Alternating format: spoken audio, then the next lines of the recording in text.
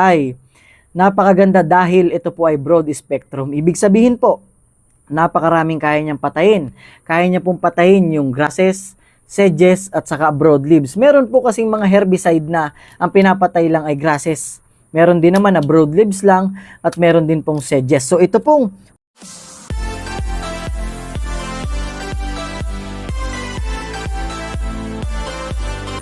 isang magandang araw na naman po mga kasaka. Kamusta po kayo? Ako po muli ito, ang inyong agriculturist. Sumasaludo sa magsasakang Pilipino para sa Pilipino. So ngayong araw po ay ito na po yung pangalawa na herbicide na akin pong ipinapakilala sa inyo, yung pinadala po at produkto ng Agway Chemical Corporation. Disclaimer lamang po, ako po ay hindi empleyado ng Agway, ako po ay isa sa mga pinagkatiwalaan nila para ipakilala po itong kanilang mga produkto sa inyo online. At mapapansin nyo po, dito po sa aking kanan, ito pong kanilang TechWeed, yung kanila pong glyphosate ay meron na po tayong video nito. Na-upload ko na po at kung hindi nyo pa po napapanood, ilalagay ko po yung link sa comment section at saka sa description para inyo pong mapanood. So, ito pong Prostar. Ano po ba itong Prostar? Ito pong Prostar ay isang uri ng herbicide. Alam nyo po kung anong maganda dito sa Prostar.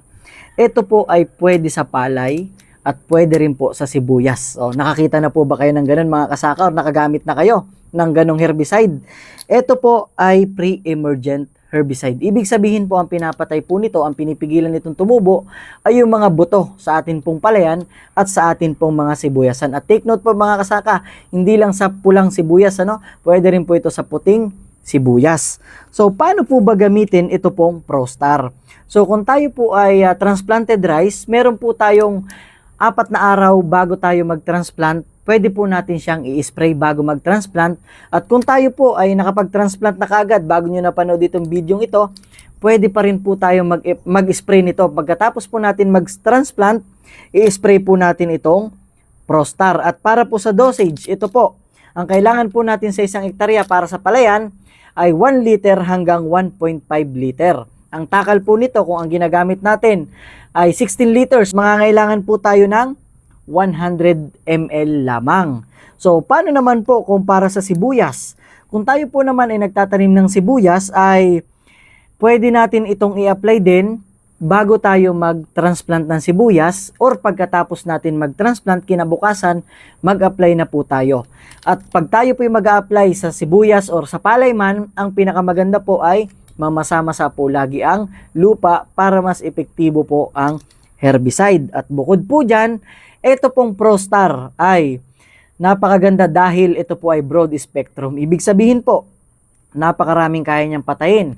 Kaya niya pong patayin yung grasses, sedges, at saka broadleaves. Meron po kasing mga herbicide na ang pinapatay lang ay grasses.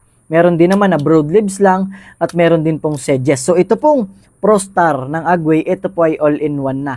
Patay ang grasses, patay ang sedges, patay ang broadleaves. So, ano pa po yung hinihintay niyo mga kasaka? Gusto ko po kayo makagamit nito at kung kayo po ay makagamit, balikan niyo po itong video na ito at mag-comment po kayo kung kamusta, kung naging effective po ba ito para mabasa po ng atin pong mga kasaka. Itatanong niyo po sa akin, kasaka, saan po ba mabibili ang Prostar? Pwede po kayong pumunta sa pinakamalapit na suking tindahan at tanungin niyo po kung merong Prostar ng Agway. Paano po kung wala? Pwede po tayong pumunta online kung tayo po ay may TikTok shop. Kung tayo po ay may Shopee, meron pong Lazada, i-search lang po natin itong Prostar at mabibili na po natin ito doon. So, paano po? Sana po ay nakatulong muli itong video na ito at meron po kayong bagong herbicide na nakilala para sa pre-emergent pambuto sa palay at sa atin pong sibuyasan. So, kung kayo po ay bago pa lang sa akin pong YouTube channel, ay marami pa po akong mga chemicals na ipapakilala sa inyo na atin pong makakatulong sa atin pong mga kasaka. Kaya kayo po ay mag-subscribe, i-hit nyo na rin po ang notification bell para lagi po kayong updated sa akin pong mga susunod na video. So maraming salamat po ulit sa panonood. Hanggang sa muli.